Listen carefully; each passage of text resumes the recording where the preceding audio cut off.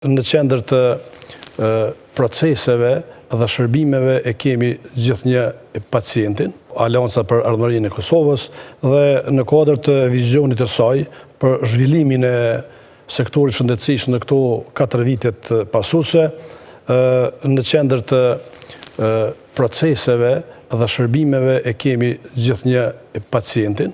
Fillojmë me strategjinë duke filluar nga mjekësia primare, ku në bazë të përvojave profesionale, pastaj në bazë të profesioneve të kryera në kuadër të shërbimit që ofrojnë qendrat e mjekësisë familjare, do të bën edhe stimulime shtesë, do të ketë stimulim në kuptimin e ngritjes së pagës, bazuar pastaj edhe nëpërmes të performancës, çka do të thotë se do të punohet me organograme të sakta, të cilat nuk janë aplikuar deri më sot.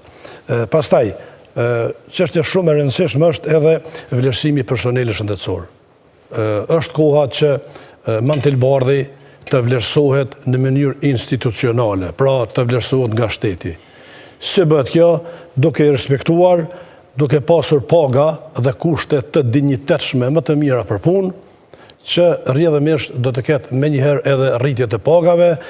E kemi kategorinë infermierëve, të cilët do thotë nuk kanë përfituar nga një rritje që ka qenë e mëhershme, do thotë ajo është prioriteti i parë të Mantilbardhit.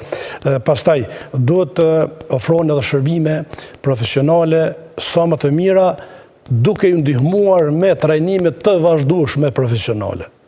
Sa i përket decentralizimit, i cili shumë i nevojshëm, SHKK-ja duhet të decentralizohet, edhe spitalet regionale ta kenë po ashtu pavarësinë e vetë financiare, pra të kenë një linjë të veçantë buxhetore dhe strategjitë e brendshme ato do thotë t'i kompenzojnë në formën e tyre.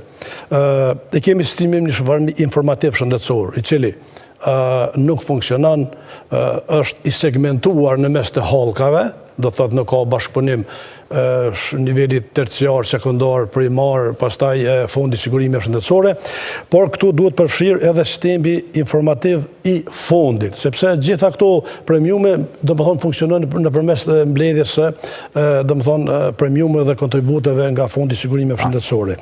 Pastaj këtu rrjedhëmisht do thotë kjo është faza e parë, që për të arritur edhe deri te implementimi i saktë i sigurimeve shëndetësore, e cila mund të them se Kosova është ndër vendet e rralla në botë, se në Evropë nuk diskutohet që nuk ka sigurime shëndetësore. Implementimi i plot 2 deri në 4 vite është i sigurimeve shëndetësore. Prioriteti kryesor. Prioritet 2 deri në 4 vite. Filloj me 2 vjeçarin në projektin e parë, e vazhdojmë me tutje, ndërsa sa i përket sfidave, ka sfida. Unë kisha thonë spari me u normalizu gjendja nga kjo gjendje që e kanë kriju opozita tash disa vite. Pastaj e kisha përmend edhe mbështetjen e gjithë punëtorëve shëndetësor me paga.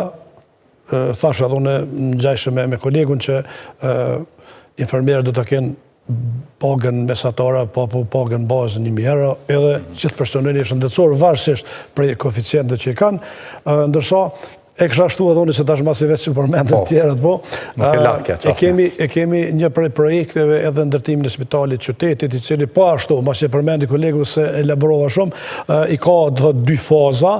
Faza e parë është shumë e vërtetë, që lokacioni është gjetë, i dim gjithë, ka me qenë i modernizuar. Në njërë anë, ndërsa në anën tjetër, SHKK-ja, Qendra Klinike Universitare e Kosovës, do të zbarkohet pak, do të lirohet, sepse është bërë një spital apo një qendër terciare, si është për ofrimin e të gjitha shërbimeve, që realisht nuk është dashur me qenë ashtu.